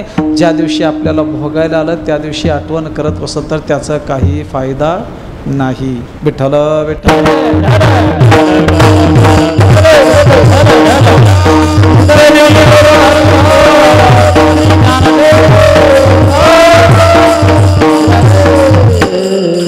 तुकाराम महाराज म्हणते, देवा तुमची मूर्ती धर्माची आहे, पाप काय तुमच्या हातात आहे, पुण्य काय तुमच्या हातात आहे. माझं जर कुठं चुकलं तर मज सोडवी दातारा. दुस्तरा, दुस्तर म्हणजे अवघड, दुस्तर म्हणजे वाईट. तुकाराम महाराज मज सोडवी दातारा कर्मापासून दुस्तरा. कर्म वेगळं, पाप वेगळं. दुस्तर, दुस्तर म्हणजे अवघड. दुस्तर म्हणजे अचानक झालेलं कर्म, त्याला दुस्तर म्हणतात. तुकाराम महाराजचं दुस्तर कर्म कोणचं झालं असेल 2 मिनिटामध्ये सांगतो. माऊलीचं भजन घेतो, पुढे जातो, ऐकून घ्या. महाराजांच्या जीवनचरित्रामध्ये तुकाराम महाराज भंडाऱ्यावर भजन करत होते. त्यांच्या गावामध्ये एक वाईट स्त्री होती, जार कर्म करणारी. कोणीतरी गावातल्या पुरुषाने त्यांच्यावर वाईट कर्म केले. त्या वाईट कर्म केल्यामुळे त्या स्त्रीच्या पोटामध्ये त्या पुरुषाचं गर्भ राहिलं. त्या स्त्रीनं सांगितले की तुमचं गर्भ माझ्या पोटामध्ये राहिलेला आहे. तो पुरुष मोठा गावातला मेन माणूस होता. त्या स्त्रीला त्या पुरुषाने सांगितलं की बघ, तुझ्या जरी पोटामध्ये जर माझं गर्भ जरी असलं, मी गावचा मोठा माणूस आहो, मी न्याय केलं तसं होतं या. म्हणून तू एक काम कर, माझं बदनाम करण्यापेक्षा भंडाऱ्यावर तुकाराम महाराज भजन करत बसतात त्यांच्यापाशी जाऊन थोडे भुलील्याने कर, मी त्याचा न्याय करतो. हिनं म्हणली तुकाराम महाराज आहेत. तुकाराम महाराज आहेत नाही, तू फक्त जा भंडाऱ्यावर, थोडे हसल्यावानी कर, थोडे बोलल्यावानी कर, तुकाराम महाराजाला थोडे प्रसन्न करून घे. तुकाराम महाराज तुला जरी बोलले, हसले, खेळलं की तुझं काम माझ्याकडं आलं करायचं म्हणले. न्याय करणारे मोठे होते. आता न्याय करणारं कसं बी न्याय करू शकते. तिनं मजबुरीच्या कारणानं तुकाराम महाराजापाशी गेले. महाराज भजन करत होते भंडाऱ्यावर. भंडाऱ्यावर भजन करत असताना तुकाराम महाराजापाशी जाऊन ती स्त्री काहीतरी प्रेमाचे शब्द बोलले असतील, काही हावभाव केले असेल. महाराजांना कळालं हिनं माझ्यासाठी ह्या भावनेनं आली आहे. तुकाराम महाराज त्या स्त्रीकडे बघितले, माय तुझ्या भावनेनं या ठिकाणी आलीच नाही, त्या भावनेचा मी विष्णुदास नाही. आम्ही विष्णुदास तैसे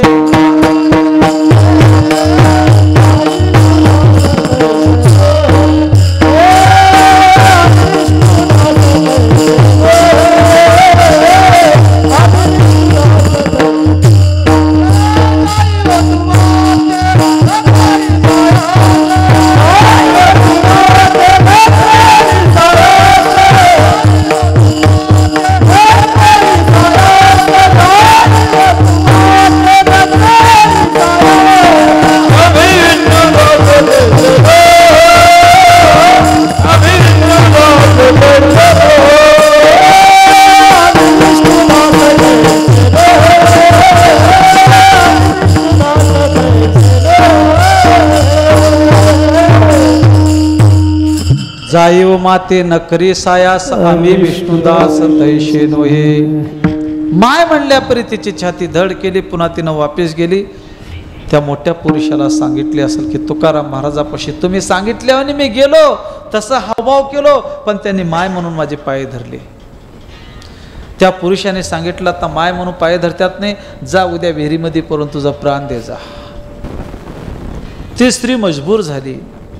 भंडाऱ्याच्या खाली एक विहीर आहे, त्या विहिरीपाशी तिनं प्राण द्यावा असा विचार करून तिथं गेली होती. सहज महाराजची फेरी झाली जात होती. महाराज त्या स्त्रीकडे बघितले, अरे ही तर बाई काय काल आली ते आहे. तिला वाटलं मी महाराजापाशी उगाच छळण करण्यासाठी गेलो. मरता मरता समजा विहिरीमध्ये पडून मरण्यापेक्षा पहिले महाराजाचं दर्शन घेऊन मरावं. त्या स्त्रीनं महाराजच्या दर्शनासाठी आली. महाराज विचारताय, बाई तू इथं का आलीस? महाराज, माझ्या संगत गावातल्या पुरुषानं वाईट कर्म केलं आहे. त्यांचं एक समजा की मूल लेकरू माझ्या पोटामध्ये राहिलेलं आहे. मी त्यांना सांगितलं, त्याने म्हणले तुकाराम महाराजाकडे जा म्हणल्याकरता मी तुमच्या पशीन विनाकारण छळण केलो, मला माफ करा. त्यांनी या माझ्या लेकराला स्वीकार करणा गेला तर कुठंतरी विहिरीमध्ये पडून मरून जाऊन सांगितल्याकरता आता या विहिरीमध्ये पडून मरण्यासाठी आला. मरता मरता तुमचं दर्शन घेऊन लो, मला माफ करा. तुकाराम महाराज म्हणले, बाई मरून जाऊ नको म्हणले. पण महाराज माझं लेकरू माझं आहे म्हणून सांग, गावामध्ये जाऊन सांग. तुकाराम महाराजचं लेकरू आहे गावामध्ये सांग, पण मरू नको. ते स्त्री आनंदाच्या भरामध्ये गेले. गावातल्या मेन माणसाला सांगितले तुकाराम महाराज त्यांचं लेकरू म्हणून स्वीकार करायला तयार आहेत. म्हणलाय? बिलकुल म्हणलाय. चला डांगोरे दिले. आपल्या गावातली फलानी बाई भंडाऱ्यावर जातो ती तुकाराम महाराजचं लेकरू तिच्या पोटामध्ये राहिले, तिनं माझ्याकडे गारानं घेऊन आले. उद्या सगळे लोक पंचायतला या. काय न्याय असं लोक अंदाजा केलं पाप ह्यानं, नाव घातलं तुकोबावर आणि न्याय करायसाठी बोलले ते खरं करायचं बरं होईल का उगा अंदाजा. विठ्ठल विठ्ठल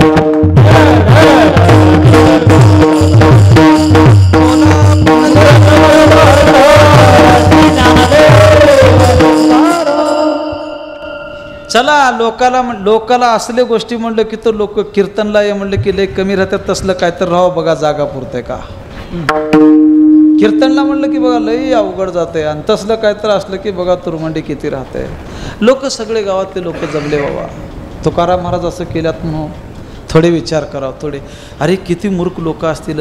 म्हणून तुकाराम महाराज म्हणतात न आवडे जन, म्हणून तुकाराम महाराज म्हणतात ऐसा हा लौकिक कदा राखवेना पतित पावना. लोकाला त्याग तुकाराम महाराज त्याच्यासाठीच केल्यात. लोक थोडे विचार करताना कोण होता त्याच्यावर असला आरोप काढल्या ते खरं असेल का. लोक एवढं विचार करते का? लोक एवढं विचार करणार. लोक एवढंच म्हणते तुकाराम महाराज असं केल्यात पण चला बघू, चला खरं असेल का म्हणून विचार करणार. चला बघू चला. बरंच लोकांची गर्दी झाली. काय बाई काय झाले तुमचं? ते बाई रडत रडत सांगितले, महाराज मी 12 अमावास्या भंडाऱ्यावर जात होतो. तुकाराम महाराजांनी मला स्पर्श केले. त्यांचे एक लेकरू माझ्या पोटात राहिले. खरंच खरंच. तुकाराम महाराज काय म्हणलेले आहे बाई? खरंच आहे ते गोष्ट खरंच आहे. लोक दात चावून घेतले. अरे बाप रे, कुणाला महाराज म्हणावं, कुणाला चांगलं म्हणावं, कुणाला काय म्हणावं. गाववाल्याचं मन काय म्हणलं, ह्याला काय शिक्षा द्याव. लोक म्हणले आता ह्याला महाराज म्हणून पाया पडतो, तो ह्यानं एवढं मोठं कर्म करतोय तर नाही ती शिक्षा द्यावं. काय लोक असतील, काय न्याय असेल. होते का असं? होते, असं होते, बरोबरच आहे. चला आणा गावातले चपल्या आणा, आलू आणा, टमाटे आणा, कांदे आणा, गौऱ्या आणा, गळ्यात तुकाराम महाराजच्या माळ घाला आणि गाढवावर बसून त्याची मिरवणूक धिंड काढा म्हणले. आता असल्याला लई लोक मदत केली. तवाच्या तवा गाढव आणले, बाजा आणले, गौऱ्या तसले असले सगळे आणले. तुकाराम महाराजच्या गळ्यामध्ये माळा घातले आणि गाढवावर बसून बँड बाजा लावून गावाच्या भोवताली प्रदक्षिणा तुकाराम महाराजची काढायला सुरुवात केली. लोक आनंदाच्या भरामध्ये नाचले त्या दिंडीमध्ये. ते वरात जाता जाता जाता ह्यांच्या घरापुढून चालते. जिजाबाई म्हणली काय की लय वाजराले, कोणाचं लगीन आहे का म्हणून त्यांनी बघायला आली आहे. बघायला येऊले तर हे नवरदेव गाढवावर बसलेला आहे. तिला वळकलं. जिजामाई किती बी भांडत होती, तुकाराम महाराज काय म्हणते जिजाबाईला माहित होतं. गाव काही म्हणू दे, स्वतःचा नवरा कसा आहे म्हणायचं त्या बाईला पक्क माहीत राहते. हे जे लोक करल्यात तसला माझा तुका. वाजणाऱ्या लोकांना म्हणलं रे सारखा म्हणले त्याने. काय झाले तुकाराम महाराज हे काय आहे? गळ्यामध्ये आलूची माळ, टमाट्याची माळ, कांद्याची माळ, गवऱ्याची माळ, चपल्याची माळ. हे काय आहे नाचणं वाजणं? तुकाराम महाराज म्हणतात तुला त्याचं यात्राच काय आहे. पण तुकाराम महाराज हे गाढवावर बसला, किती बी आनंदच आहे. ते नाचल्यात तर त्याचे पाय दुखल्यात, माझे दुखल्यात का? किती का नाचणार. पण हे गळ्यात टमाट्याची, आलूची, कांद्याची माळ. आपल्या घरामध्ये महिन्याला कांदा मिळणार, महिन्याला टमाटा मिळणार. ह्याच्यामध्ये आमचं काय नुकसानी आहे? हे घे टमाट्याची काढण्याची ह्याची त्याची माळ काढून घे. चपल्या किती 10 वर्ष झालं तर चपल्या आपलं नसताना घे काढून. आमचं याच्यामध्ये काय चाललंय सांग तू. पण हे असं काय झालंय? जिजाबाईच्या लक्षामध्ये आलं, असं असं घडले, असं असं म्हणलं. अशा करता तुकाराम महाराज संकट हे आरोप झाले. तुकाराम महाराज कर्म केले नाहीत, पण महाराज केले हे लोकांमध्ये माहीत झालं. पण तुकाराम महाराज म्हणत्या, देवा मी कर्म केले नाही. तसं कुठं माझं दुस्तर जर कर्म झालं तर मज सोडवी दातारा सोनी विठ्ठल विठ्ठल.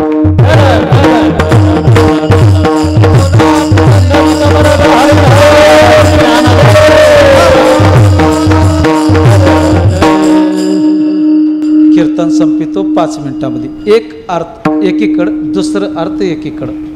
देवाची मूर्ती धर्माची का म्हणतात? एकच कारण, देवाच्या हातामध्ये पाप पुण्य माफ करायचं खातं होतं, पण देवाच्या हाताने कुठं कुठं पाप झालं तर स्वतःचं पाप स्वतः भोगल्यात. मग देवाची मूर्ती धर्माची आहे. लोकाच्या पापाला माफ करायची शक्ती देवापाशी आहे, म्हणून पाप पुण्य तुझ्या हाती.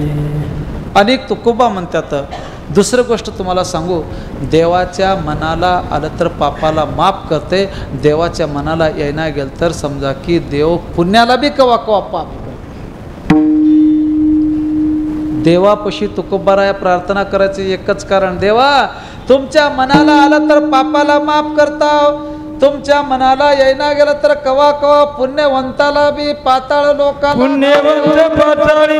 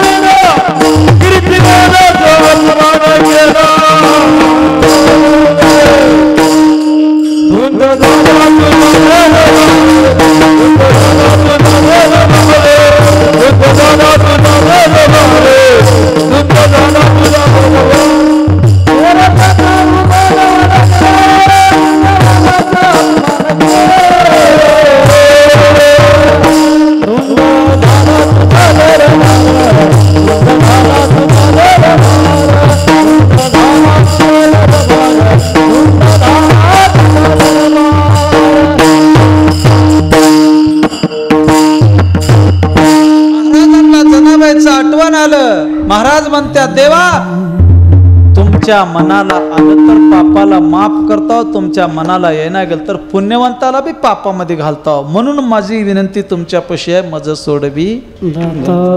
आता उदाहरण सांगत बसना. बळीराजा 100 यज्ञ केलते. 100वा यज्ञ पूर्ण होत होतं. इंद्राने भगवंतापाशी शरणागत गेले. देवाने वामनाचं रूप धारण केले. 3 पाऊल जागा मागितले. पहिल्या पावलामध्ये समजा की पृथ्वी, दुसऱ्या पावलामध्ये स्वर्ग, पहिल्या पावलात स्वर्ग, दुसऱ्या पावलात पृथ्वी, तिसऱ्या पावलामध्ये कुठं ठेव म्हणल्यापरी बळीराजा माझ्या दोषकीवर ठेवा म्हणलं तर तुका म्हणे बळी जीव दिला पायातळे. 100 यज्ञ करणारा देवा तुमच्या मनाला येणा गेलो म्हणून त्याला पाताळाला घातलो. दरिद्र असणाऱ्या सुदाम देवाला सुवर्णाचा गाव देऊन टाकून दिलो. चोरट्या वाल्मिकाचं पाप पुरा माफ करून टाकून दिलो. चांगल्या लोकाला समजा की रडत हिंडविलो. धंद झाला तुझा. राजा हरिश्चंद्र काय वाटोळे केलते, शिवीराजा काय वाटोळे केलते, रुक्मांगद राजा काय वाटोळे केलते. तुझ्या मैनाला येणा गेलं की तू त्याला दुःखाचा डोंगर देतास. तुझ्या दरबारामध्ये कवा कवा धुंद आहे. म्हणून माझी विनंती आहे, देवा माझं कुठं चुकलं तर मज सोडवी दातारा.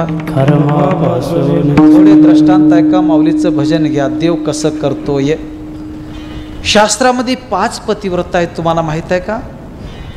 अहिल्या, द्रौपदी, सीता, तारा आणि मंडोदरी. ह्या 5 लोकांचं पोथीमध्ये नाव पतिव्रता आहे.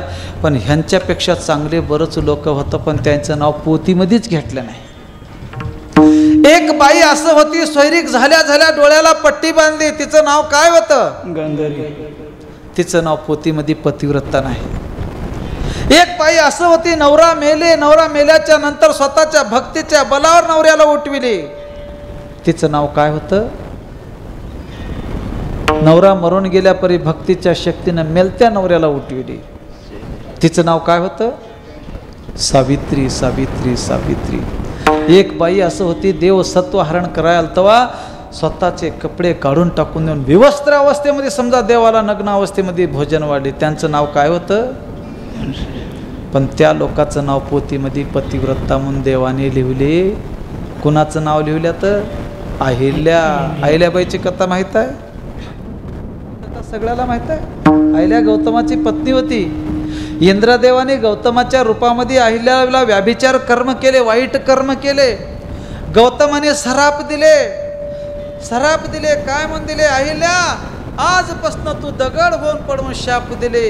अहिल्या दगड होऊन त्या जागेवर पडली. गौतम ऋषी तपश्चर्या करण्यासाठी गेले. भगवान श्री रामचंद्र प्रभू सीतेच्या स्वयंवरासाठी मितुळेला जात होते. विश्वामित्राने सगळ्या ऋषीचा आश्रम दाखवत होते. दाखवता दाखवता रामाने म्हणले, हे आश्रम कुणाचं हो? हे आश्रम गौतमाचा आहे. ओसाड काय पडलंय? सगळे कथा सांगितले. यांच्या पत्नीला अहिल्या होत्या, त्यांचं नाव. इंद्राने वाईट कर्म केलं, गौतमाने शाप दिलं, तेव्हापासून हे आश्रम ओसाड पडलं. ती स्त्री त्या गौतमाच्या शापानं दगड होऊन पडलेली आहे. भगवान रामचंद्र प्रभू कुठं दगड होऊन पडल्या बघू चला म्हणून जाता जाता सहज लागता श्रीरामचरण झाले अहिल्याचे उद्धरण. रामाचं चरण लागल्या लागल्या ते दगड दुभंग झालं. सुंदर नारी जन्माला आली. भगवंताच्या पुढे हात जोडून थांबली. देवा, मी दगड होऊन पडलो होतो, तुमच्या चरणानं समजा की माझा उद्धार झाला. शिळा होती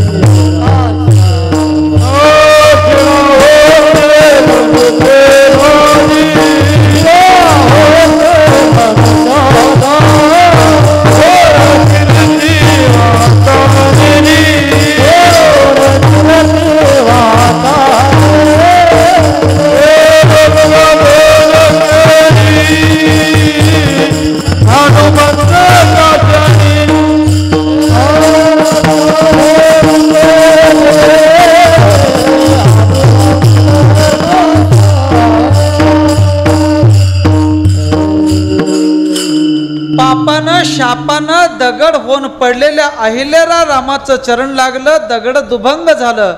त्याच्यामध्ये सुंदर नारी जन्माला आली. रामाच्या पुढे हात जोडून थांबले. देवा, तुमच्या चरणाने मी उद्धार झालो, पण मी पाप केला. मी पाप केला.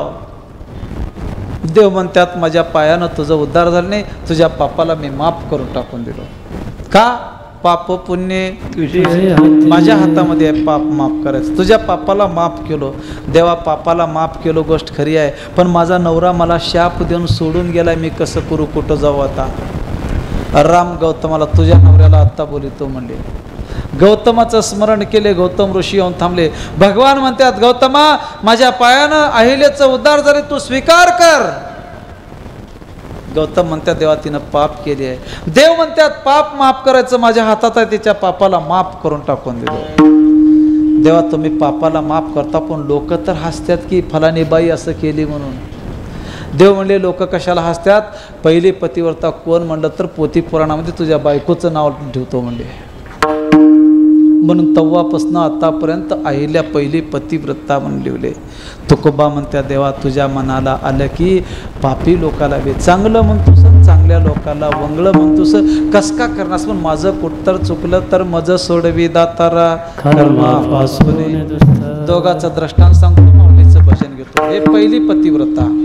दुसरी पतिव्रता हाय, तिचं नाव आहे समजा की 5 पांडवाची 6वी द्रौपदी. 5 पुरुष असताना द्रौपदी पतिव्रता होती शास्त्राच्या आधारानं. पण गंमत असं झालं, तुम्हाला सांगू. दुसरी पतिव्रता द्रौपदीचं का नाव लिहिलं ह्याच्या मागे एकच कारण आहे. 5 पांडव 6वी द्रौपदी एकदा वनामध्ये जात होते. एक झाड होतं, त्या झाडाच्या खाली ऋषीचं आश्रम होतं. पांडवाला द्रौपदी म्हणते ऊन खूप लागत आहे, कोणत्या तरी ऋषीचा आश्रम आहे, थोडे आश्रयाला बसूच महाराजचं दर्शन घेऊन चला. पांडव द्रौपदीची गोष्टी ऐकून झाडाच्या खाली आले. ऋषीच्या आश्रमात बघत असताना ऋषी स्नानाला गेले होते. झाडाखाली बसले. द्रौपदी झाडाच्या खाली बसल्या बसल्या तिकडी इकडे बघत होती. त्या झाडाला एक फळ लागलेलं होतं. जांभळाचं झाड होतं, जांभळ लागलं होतं. ते जांभळ जांभळा एवढं नव्हतं, मग जांभळ आंब्या एवढं होतं. द्रौपदी एकदम खाली 5-6 फीटाला ते जांभळ होतं, तटमन तोडली. धर्मराजापाशी आली. राजा, जांभळ किती मोठा आहे बघा. धर्म म्हणतात असे जांभळ किती आहे त्या ठिकाणी. तिनं म्हणली एकच जांभळ आहे. धर्मराजा म्हणले एकच जांभळ आहे म्हणजे जांभळ नाही, त्या ऋषीच्या तपाचं फळ असेल. मी तोडलो की असं ह्यांचं त्यांचं बोलणं चालतं. तितक्यामध्ये ऋषी महाराज आले. कोण आहो तुम्ही? आम्ही पांडव आहो. कुठं चाललो? वनवासाला चाललो आहो. जांभळ कोण तोडले? आमच्या बायकोनं तोडले. का तोडली आहे? कळना ते तोडली आहे. ऋषी म्हणतात ते जांभळ नव्हतं, माझ्या तपाचं फळ होतं. ते जांभळ आता फळ तोडलं म्हणजे माझं तप भंग केलं. तुम्ही त्याकरता मी तुम्हाला शाप देऊन जाळून भस्म करून टाकून देतो. महाराज, कळना ते तोडली आहे, माफ करा. नाही नाही, मी जाळून भस्म करतो. महाराज माफ करा. कळना ते तोडली आहे, माफ करा. 5 पांडव अजुजी केले. ऋषीला दया आली. ऋषी एकच म्हणतात, तुम्हाला माफ करतो, पण एक अटीवर माफ करतो. तुम्ही केलेल्या पापाचा संकल्प माझ्या पुढे करावा एवढंच. तुम्ही 5 लोक आहो, ठीक आहे, जांभळ व्हायला ठेवा. एक माणूस येऊन केलेलं पाप सांगितलं की 1 फीट जांभळ ऑटोमॅटिक वर जाते. दुसरं सांगितलं की 2 फीट, 5 सांगितलं की 5 फीट. 6वी द्रौपदी सांगितलं की जांभळ ऑटोमॅटिक झाडाला चिटकत आहे. तुम्ही तुमच्या जागाला, मी माझ्या जागेला. कोणतर सांगता सांगता जर चूक सांगितलं तर जांभळ व्हायला पडते. जांभळ व्हायला पडलं तुम्हाला जाळून भस्म करतो. पाप सांगताव का मरून जातो सांगा. सगळे म्हणले मरण्यापेक्षा सांगणं बरं आहे. घरचेच माणसाव सगळे. आता तसल्या टायमाला पण सांगावंच लागते. या सांगल्या चूक सांगितलं तर ते भोयला पडते बघा. ते भोयला पडलं की माझं सरापच लागते बघा. धर्मराजा आले. इथं पाप केलं, तिथं पाप केलं, तिथं आता पाप सांगावं म्हणजे अवघड आहे. सगळं केलं ते धर्मराजाने सांगितले. 1 फीट आलं. अर्जुन सांगितले 2 फीट. नकुळ, सहदेव, भीम 5 लोकांनी सांगितले केलेलं पाप 5 फीट जांभळवर आलं. 6वी द्रौपदी आली. त्यांनी बी केलेलं पाप सांगितले. देवा, मी कुठेही पाप केले नाही, मी सत्य सांगतो. ह्या जगामध्ये माझ्या 5 पांडवा वाचून जेवढे काही जगामध्ये पुरुष आहेत ते माझ्या बापाप्रमाणे, माझ्या भावाप्रमाणे वागलाव. एवढं म्हणल्या जांभळ व्हायला पडलं. काय म्हणल्या परी? 5 पांडवाला सोडून जगामध्ये पुरुष माझ्या बापावनी, माझ्या भावावनी मानला. म्हणल्या जांभळ व्हायला पडलं. ऋषी म्हणत्या द्रौपदी कुठतर तुझं चुकलंय म्हणून जांभळ व्हायला पडले. पांडवाला राग आला. द्रौपदी म्हणते मी चुकन नाही. ऋषी म्हणते चुकलीस म्हणून जांभळ व्हायला पडले. द्रौपदी तुझ्या आत्म्याला विचार कर. द्रौपदी म्हणते माझा आत्मा साक्षी आहे. अगं आत्मा साक्षी असेल पण परमात्मा साक्षी देण्या गेलाय की. द्रौपदी म्हणले परमात्माला बी साक्षी द्यायला बोलवतो. द्रौपदी समजा की देवाचा धावा केली. देवा, मी पाप केलं नाही पण इथं पाप केलंय असा आक्षेप येऊलय. सांग मी पाप केला हो का? कोठे गुंतलाशी द्वारकेच्या राया, वेळ का सकया लावेला. दिनानाथा ब्रीद सांभाळिया फुले, नका पाहू केले पाप पुण्य. त्वरा झाली गरुड टाकीला मागे, द्रौपदीच्या लागे नारायण. काय झाले द्रौपदी? देवा असं घटना घडलंय. मी पाप केले. ऋषी म्हणतात पाप केलीस तेव्हा जांभळ व्हायला पडले. सांग देवा मी कुठं पाप केला? भगवान म्हणतात द्रौपदी पाप हे 3 प्रकारचे राहतात. देवा कोणचे कोणचे? द्रौपदी तुझ्या शरीरानं परपुरुषाला स्पर्श केली नसेल. केलं नाही दादा, माझ्या शरीरानं दुसऱ्याच्या स्पर्श केलं नाही. हे कायिक पाप आहे, हे तुझ्यानं झालं नाही. वाचिक पाप. वाचिक पाप म्हणजे तुझ्या तोंडाने कधी दुसऱ्या पुरुषाला बोललीस का? दादा मी दुसऱ्या पुरुषाला बोललो नाही. वाचिक पाप बी झालं नाही. 3रं हे मानसिक पाप आहे. कधी दुसऱ्या पुरुषाची आठवण मनामध्ये गिना केलीस का? तर मनामध्ये किती याद करता आम्ही, काय काय याद करता बघा अंदाजा. द्रौपदी म्हणते दादा एका दिवशी मी नदीच्या तीरावर गेलो होतो. पलाडल्या बाजूनं कर्ण जात होता. मला एक गाणं आठवण आलं. कुंती सांगते कृष्णाला, कर्ण हा पांडव रे तू पहिला. कुमारी अवस्थेमध्ये जन्मलेला हा कर्ण कुंतीचाच मुलगा आहे. हे 5 भाऊ कुंतीचेच लोक आहेत आणि हा 6वा दिसणारा कर्ण बी कुमारी अवस्थेमध्ये जन्मलेला कुंतीचाच मुलगा आहे. हा जर यांच्यामध्ये मिसळून राहत होता तर 6वा पती म्हणून मला सोबत होता. एका दिवशी मनामध्ये म्हणला. एवढं म्हणल्या जांभळ चिटकून घेतलं. जांभळ चिटकलं पण पांडव म्हणले देवा तुमच्या बहिणीला घेऊन तुम्ही सुधरा आता. आम्ही 5 जण असताना आमच्या दस्मांची आठवण करते तर सुधरा. देव म्हणले आगाव बोलायचं नाही पण पाप, अरे पाप माफ करायचं माझ्या हातामध्ये. पाप पुण्य तुझे हाती. देवा तुम्ही पापाला माफ करता आम्ही तिला स्वीकार करणार नाही. देव म्हणतात येड्या हो उगत ते ऋषी जाळून टाकते म्हणे सगळं नाटकेला पाप झाले म्हणता म्हणे पापाला माफ करतो. हेला जर स्वीकार करणार गेलो तुम्ही वनामध्ये जर जप करला लोकांनी तुमच्या जपाला मी पाप म्हणून लिहितो पाप म्हणून लिहितो म्हणले देवा. का पाप पुण्य माझ्या हातामध्ये आहे. नाही म्हणता हिला स्वीकार करा हिच्या पापाला माफ करतो. लोक हसतात की दुसरी पतिव्रता म्हणली होतो. तेव्हापासून द्रौपदीला दुसरी पतिव्रता म्हणून पोथी पुराणामध्ये लिहिली. नाही म्हणता हिला जर स्वीकार करणार गेल तर तुमच्या पुण्याला पाप म्हणले होतो. हिला जर तुम्ही स्वीकार केलो द्वारका सोडून द्वारकेचा राणा पांडवा घरी. 1 मिनिटाचं दृष्टांत माऊलीचं भजन. तिसरी पतिव्रता तारा. तारा म्हणायचे 3 बाया होऊन गेल्यात. कोणच्या बाया सांगा बघ. एक हरिश्चंद्राची नवऱ्याला टाईम आल तर तिच्या संगत वनवास भोगटली हरिश्चंद्राची तारा. दुसरी तारा आहे नवरा मरून गेल्याच्या नंतर दुसऱ्या संगत लग्न करून घेतली ती एक तारा. ती कुणाची तारा सांगा की जल्दी. वाली सुग्रीवाची तारा. तिचं बी नाव ताराच. वाली मरून गेल्याच्या नंतर सुग्रीवा संगत लग्न करून घेतली ती एक तारा. टाईम आल तर नवऱ्या संगत दुःख भोगली ती एक तारा. नवरा मरून गेल्याच्या नंतर दुसऱ्याला करून घेतली हे एक तारा.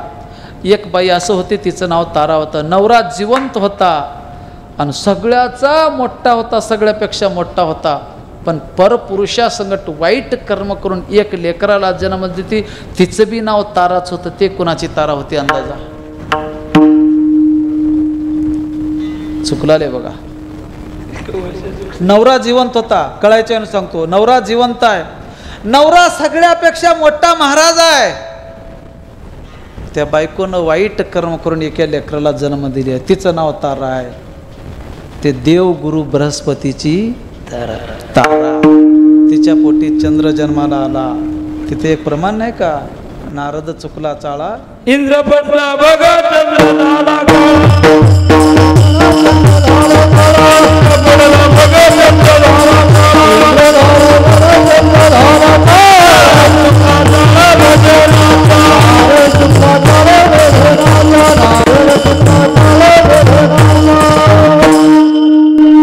तेवढं मोठं पाप त्या बाईनं केली. देवाचे गुरु होते त्या बाईनं कर्म केली. नवऱ्याने शाप दिला. चंद्र लपून बसला. चंद्राचं प्रकाश पडणार गेलं. सगळे देव लोक देवापाशी गेले. चंद्राचं प्रकाश पडलं तर सृष्टी चलतंय नाहीतर बुडून जायची येळ येते. देवा माफ करा. देवाने म्हणले बृहस्पतीला स्वीकार करा.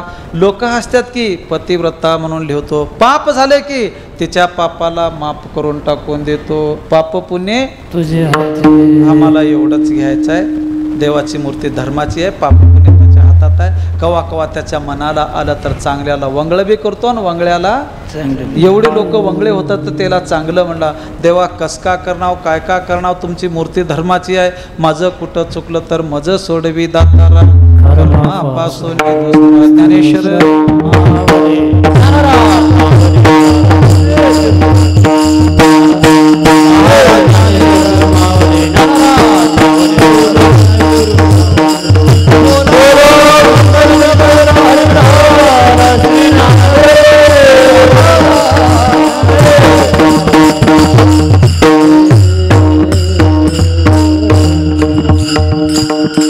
धर्माची तू मूर्ती पाप पुण्य तुझे हाती मज सोडवी दातारा कर्मापासून दुस्तरा. कीर्तनाची सेवा संपली. अभंगाचं भावार्थ तेवढंच देवा तुमची मूर्ती धर्माची आहे. पाप पुण्य तुमच्या हातात आहे. माझं कुठं चुकलं तर मज सोडवी दातारा कर्मापासून दुस्तरा. तुम्ही माझ्या पापाला अंगीकार केलं तर करशी अंगीकार तरी काय माझा भार, जीवीच्या जीवनात तुका म्हणे नारायणा, मज सोडवी दातारा, कर्मापासून दुस्तरा. झाले शिवा पंढरीराच्या चरणी, माऊली तुकोबा दादांच्या चरणी, तुम्हा श्रोते मंडळीच्या चरणी समर्पण करोत. आजच्या शेवेला इथंच अवदान देऊ. शेवटला एक तुकाराम तुकाराम भजन मात्र करा. तुकाराम तुकाराम तुकाराम तुकाराम तुकाराम.